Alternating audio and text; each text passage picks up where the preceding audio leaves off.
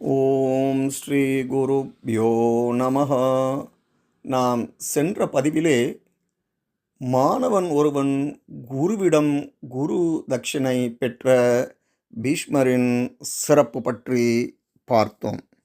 இன்று நாம் இந்த பதிவிலே தேவவிரதன் என்று அழைக்கப்பட்ட தியாகச் செம்மலான அந்த பீஷ்மருக்கு உத்தரப்பிரதேச மாநிலத்திலுள்ள கங்கை, யமுனை, சரஸ்வதி நதிகள் சங்கமிக்கும் இடமான திரிவேணி சங்கமத்தின் அருகில் பிரயாக்ராஜ் தாராகஞ்ச் பகுதியில் 200 ஆண்டுகளுக்கு முன் கட்டப்பட்ட பீஷ்மரின் திருத்தலத்தை பற்றித்தான் இன்று நாம் பார்க்க இருக்கிறோம்.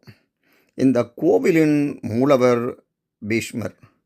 அம்பு படுக்கையில் அவர் படுத்திருந்தபடி இருக்கும் அற்புதமான ஒரு விக்கிரகம் இக்கோவிலில் அமைந்துள்ளது. இந்த சிலையின் நீளம் 12 அடி நீளம்.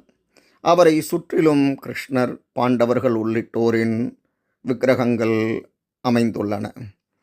கோவில் காலை 8 மணி முதல் இரவு 8 மணி வரை திறந்திருக்கிறது. பீஷ்மர் கோவில் அருகில் நாக் வாசுகி என்ற கோயிலும் அமைந்துள்ளது.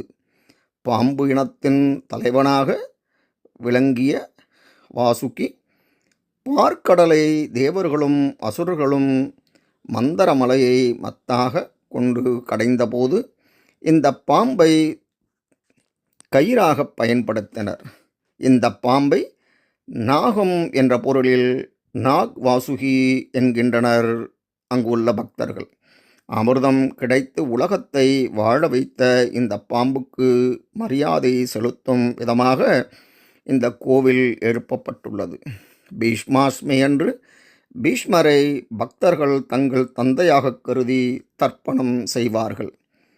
அதுபோல நாமும் இன்று பீஷ்மருக்கு தர்ப்பணத்தை செய்து கிருஷ்ணனாலேயே போற்றப்பட்ட அந்த பீஷ்மரின் நல்லாசியை பெறுவோம்.